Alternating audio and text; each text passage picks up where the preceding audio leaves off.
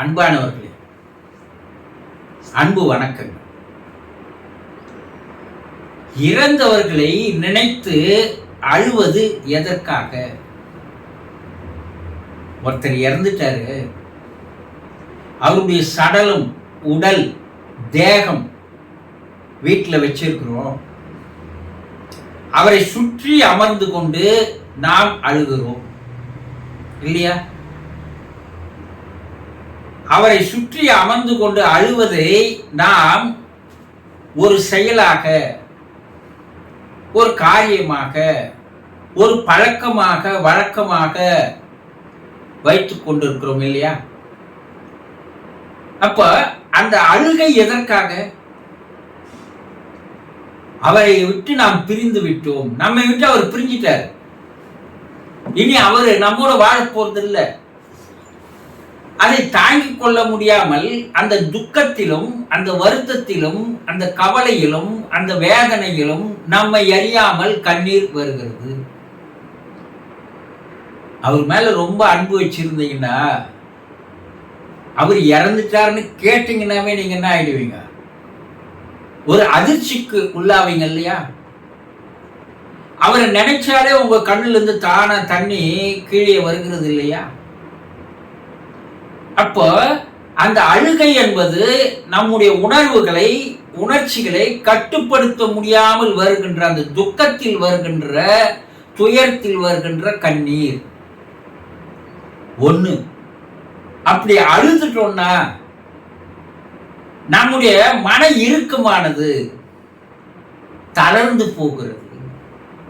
அந்த மன இறுக்கம் அப்படியே இருந்ததுன்னா அது பல்வேறு மனநோய்களை கொண்டு வருவதற்கு 100% வாய்ப்புகள் இருக்கிறது என்று மனவியல் வல்லுநர்கள் கூறுகிறார்கள்.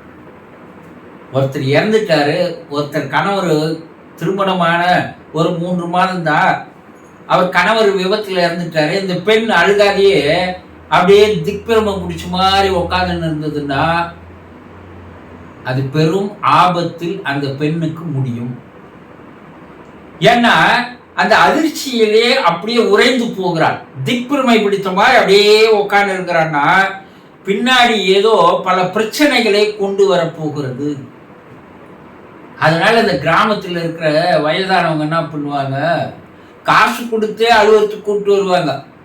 கிராமத்தில் அந்த காலத்திலலாம் நடக்கும்.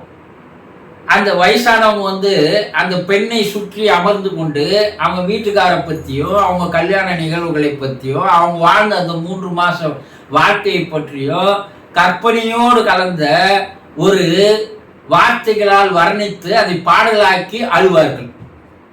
இப்ப அந்த பெண்ணு கொஞ்சம் கொஞ்சமா அவளுடைய அந்த மன இறுக்கமானதுன்னாக உடைய ஆரம்பிக்கும், தளர ஆரம்பிக்கும். கடைசியா ஒரு அரை மணி நேரத்துல, 1 மணி நேரத்துல அந்த பெண்ணை கதறி அழச் செய்து விடுவார்கள். இது ஒரு அருமையான மனவியல் சிகிச்சை என்று சொல்கிறார்கள் மனவியல் வல்லுநர்கள். அப்ப அந்த பொண்ணை பத்தி இனிமேல் கவலைப்பட தேவையில்ல.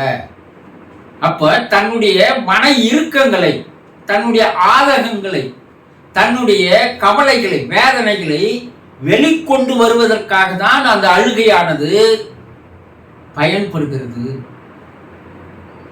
சரி, இது ஒரு பக்கம். சரி, நீங்கள் தொடர்ந்து அழுவதனால் இறந்து போனவருடைய ஆன்மா சந்தோஷப்படுமா? இல்ல. அந்த ஆன்மா உங்களை மாதிரியே அதுவும் மனவேதனைக்கு உள்ளாகும், மனக்கவலைக்கு உள்ளாகும். அப்போ அதற்கு மனவேதனையும் மனக்கவலையும் அதிகமாக இருக்கின்ற காரணத்தினால் அதற்கு மன அமைதி ஏற்படாது. அப்ப அதனால மனசாந்தி அடைய முடியாது, ஆத்ம சாந்தி அடைய முடியாது. அப்ப அந்த குறிப்பிட்ட ஒரு நாள் அந்த தியாகம் மயான காற்றுக்கு போகின்ற வரை, இல்ல நம்முடைய முன்னோர்கள் அந்த பிரிவை ஒரு நாள்ல மறந்துட முடியாது. அதனால அதற்கு ஒரு 16 நாட்கள் வைத்தார்கள். இந்த 16 நாட்கள் தொடர்ந்து ஒரு 2 மணி நேரம் 3 மணி நேரம் அவர்கள் அந்த பிரிந்தவரை நினைத்து அழும்போது அது படிப்படியாக குறைந்து போய்விடும். பின்பு அழுகையை நிறுத்திவிட்டு அவர் மனசாந்திக்கு, மன அமைதிக்கு உண்டான வேலைகளை நாம் செய்ய வேண்டும். அந்த 16வது நாள் காரியம் முடிஞ்சு அந்த ஆன்மாவை மேலே அனுப்புகிறோம். அந்த ஆன்மா அங்கே போயும் அமைதி இல்லாது இருக்கக்கூடாது. அது ஆன்ம சாந்தி அடையணும். அடுத்து ஒரு பிறப்பு எடுக்கணும்னா அழுவதை நிறுத்திவிட வேண்டும். இப்போ மன உறுதியோட மன வலிமையோட அந்த ஆத்மா சாந்தி அடைவதற்காக பிரார்த்தனைகளை செய்ய வேண்டும். அழுகை என்பது நம்முடைய மனக்குமுறலை வெளிக்கொண்டு வருகின்ற ஒரு சிகிச்சை. அதே நேரத்தில் குறிப்பிட்ட நாளுக்கு அப்பால் அழுகாமல் அந்த ஆன்மா சாந்தி அடைவதற்குண்டான பிரார்த்தனையில் நாம் ஈடுபட வேண்டும். புரிந்து கொண்டீர்களா?